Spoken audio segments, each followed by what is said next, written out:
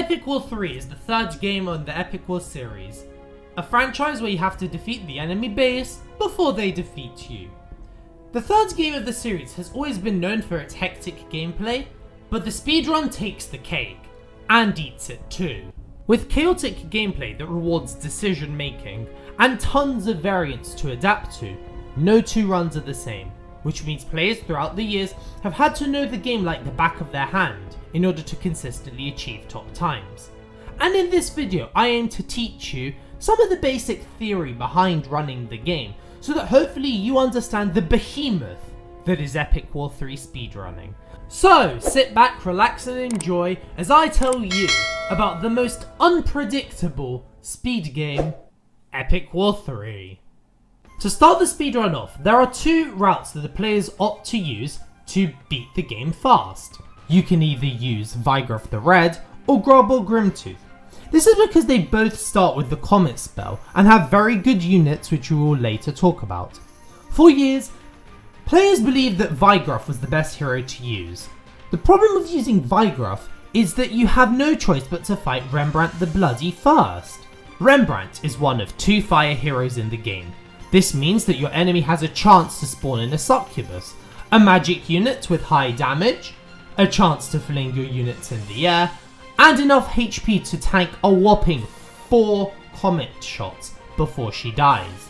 If you see a succubus at the start of the game, you have to restart, as killing her is not worth the time loss. It's also far too easy for her to kill your hero. If this happens, you will lose a whopping 10,000 golden EXP, which is used to level up your deck and upgrade your units. Because believe me, as bullshit as this game can be at times, playing is the easy part. The gold management is the annoying, but somewhat rewarding part of the game. Once you finish the first level, you can spend your hard-earned points into upgrading your units. Huh? Only 18,000? But what about my bonus? Well, Epic War 3 is bugged. In order to claim your bonus, you have to watch this cutscene of the game counting up your points, which takes forever. Thankfully, you can skip it by clicking on the score and then returning to the main menu. This little optimization has gone under the radar for years, until halebopp one day started playing 100% and just did it instinctively, without knowing that he had completely changed the routing to future runs. Anyways, the next 4 levels are trivial, as most of them are water elements, which is by far the weakest element out of the 3, water, fire and thunder. Even though you have to fight Rembrandt again, it is much easier now, given that you would have had a level 3 comet as opposed to a level 1 comet. One huge factor with saving time within the levels in Epic War 3 is that the faster you beat the level, the less EXP and gold you get. Gold usually isn't that bad of a problem, as although it could make the difference between max upgrading and not upgrading a unit at all, players are very adaptable when upgrading. The main problem is EXP, as the EXP is used to level your hero up, and the higher your hero level, the more units you can unlock, as you can increase your total mana pool. This means that you may not get a unit when you're supposed to, and when is routed, and there's absolutely nothing you can do about it. There are many units that this can happen to you: the Dwarf Engineers, the Bombers on level 7 or on a level 8, God forbid the Phoenix Strike. If this happens, you're gonna have to adapt your strategies on the fly, in terms of what you do on the level and what upgrades you use. In some cases, say goodbye to your time save. But okay, in early game, especially with Vigoroth, this isn't so bad, as again, most of the levels are water, right? This leads me on to my next variable within the game, is enemy phases. There are a minimum of 14 levels during a run. However, you can be invaded between levels. If you do, you're gonna have to fight automatically and hope you don't get invaded. That is why you save before the end phase, so that if you do hypothetically get invaded, you can just quit and restart and it will load a game state in which you were never invaded at all. This still loses so much time, as it's a cutscene that has a length completely out of your control.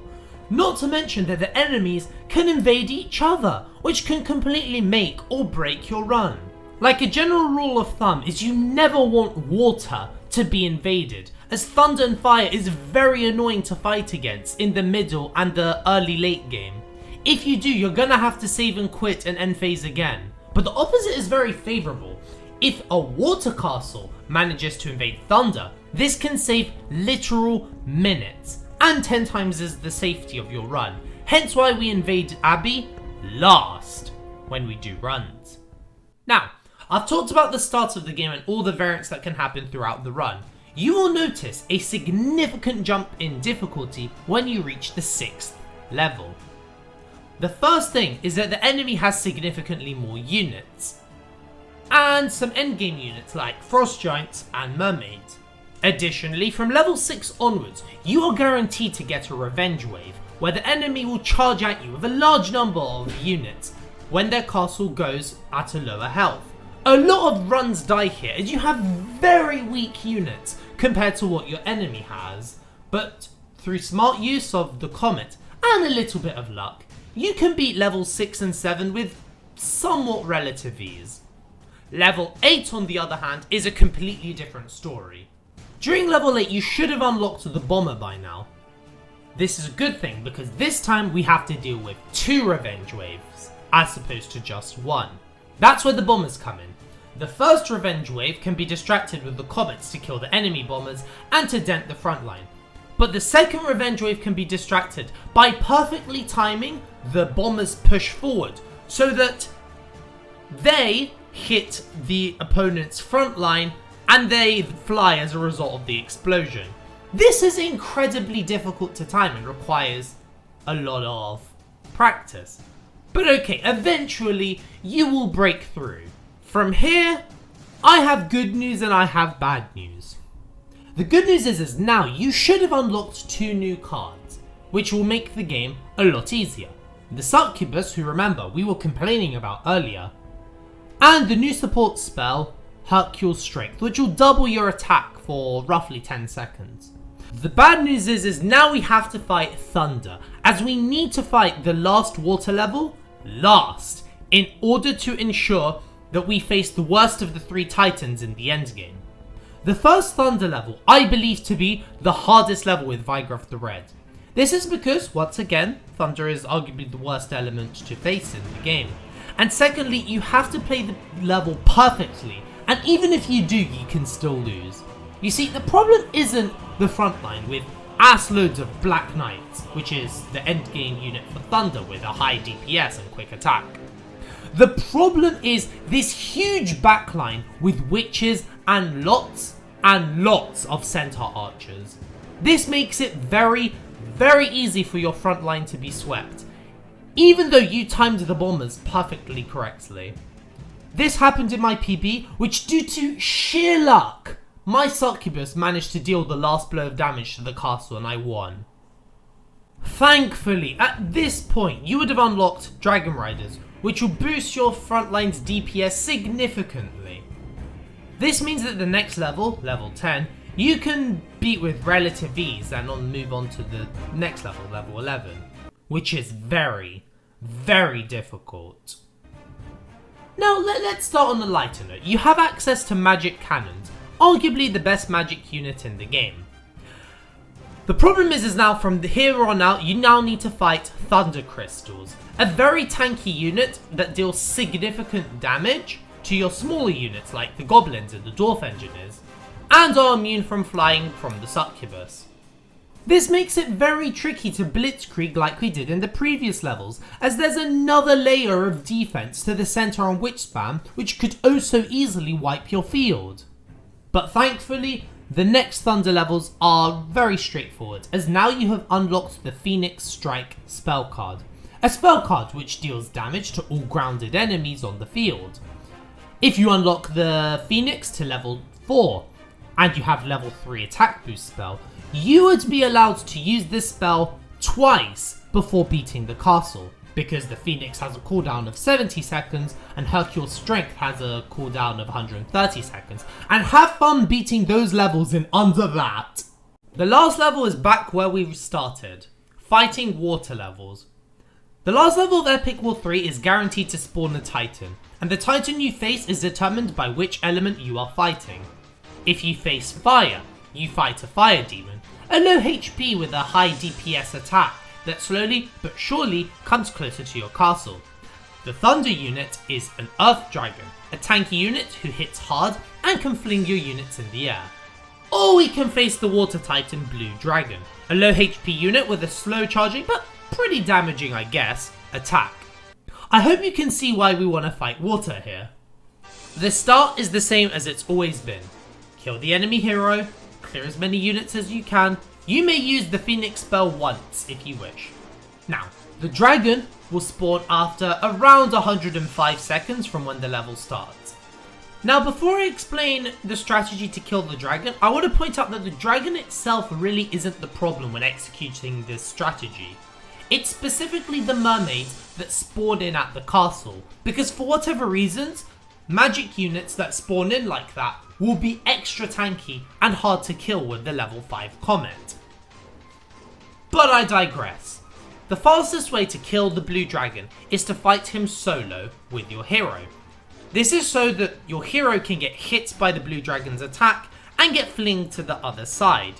When Vigroff gets flung, the blue dragon should turn around to attack him, and only him. This will allow for the rest of your army to kill him, completely unscathed. From here, you win the level. As you can tell, there is a lot to think about when beating Epic War 3 with Vigroff the Red.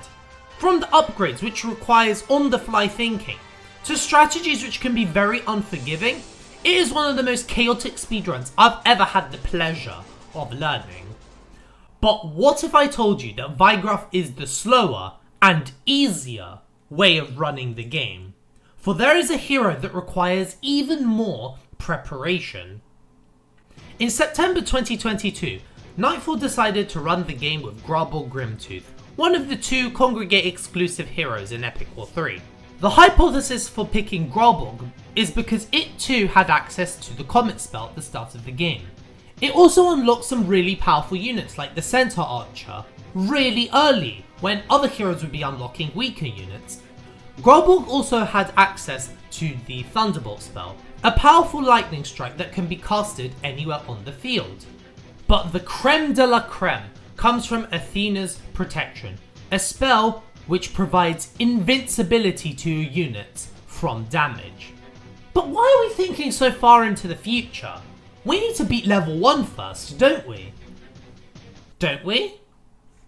Well, as it turns out, the first level in the game just so happens to be the hardest one. You see, Grubble also has a mandatory level 1, and it's Thunder. Thunder absolutely sucks in the early stages, because in the early stages, Thunder will summon a Black Knight. The Black Knight synergizes very well with those pesky archers if you remember correctly, so therefore we have a few problems. If there are any centaurs that spawn in with the Black Knight, the level is unbeatable. If no Black Knight spawns, it means that a witch has spawned, which means that the level is unbeatable. The only way we can beat this level is if the Black Knight is the only unit, or rather the only late stage unit, to spawn in at the start of the level. Which, by the way, is still very hard to beat as we can't let our hero die and the Black Knight deals lots of damage. Like, remember, money is tight, and even more so here because Grubbock's units are more expensive. And even if you do the level perfectly, those archers will appear, but they will appear later in the stage. But okay. Let's hope that after 10 or so attempts, you will win the level. What is your reward for your patience and perseverance? That's right, another Thunder level! Yes, the Thunder level is easier because of the upgrades, but you could still very easily lose level 2, and you're gonna have to repeat the entire cycle all over again. But once you finish level 2, the next few levels are a piece of cake. Even more so with level 6, as you unlock the Centaur Archers by then, And if we complain about the centaur archers, imagine what the enemies do when they are up against centaur archers. Level 7 and 8, however, is where it gets tricky. We have to fight the strong Rembrandt the Bloody again, at this stage of the game, who again is a fire element, so he has Succubi and a strong Dragon Rider unit. It's not going to be as easy as when we were doing this with Vigruff against water units, but you know what, the general strategy still works. Kill the hero, Comet the first revenge wave, Bomber the second revenge wave, win. Pretty doable. And you will be rewarded for this roadblock, as level 9 and 10 are pretty straightforward. You unlock the Black Knight and the Thunderbolt spell, which means you have a higher DPS and one more layer of defense when it comes to fighting Revenge Wave. So the mid game is so sick with Grobble Grimtooth. Enter level 11, aka the start of the end game. AKA the sole reason why I think this stupid run should never be played by anyone ever in their lives. Even though the general strategy and route for this game is really interesting, that's why I'm making a video on it. Level 11 sucks no matter the route you go for many different reasons. Firstly, remember, this is the first level that summons crystals, which, if you remember correctly, were the sole reason why we were struggling with Vigruff the Red. But there's also something else.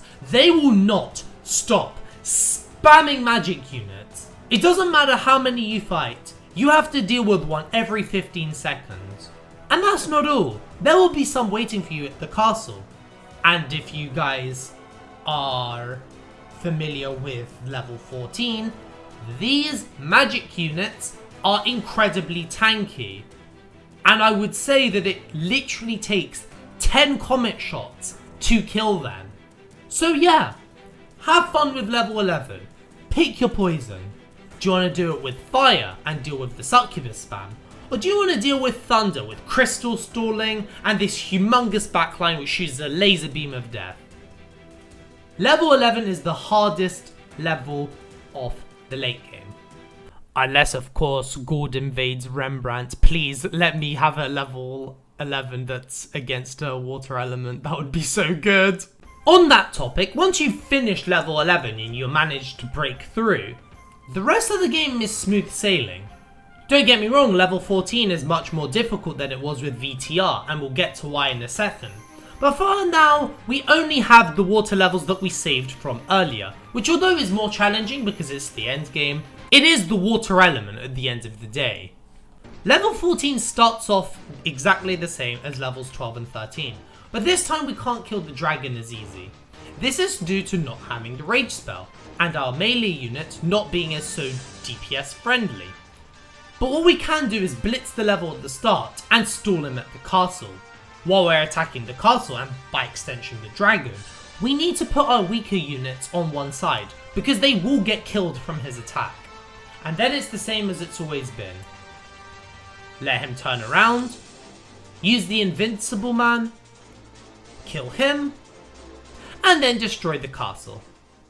So there you have it. Those are the two methods that you can use to speedrun Epic War 3. The amount of variance in this game just makes it so much more intriguing compared to the rest of the series. And guys, we're only talking about one category. I haven't even started talking about how much further you can push with this game. But that is another story for another day.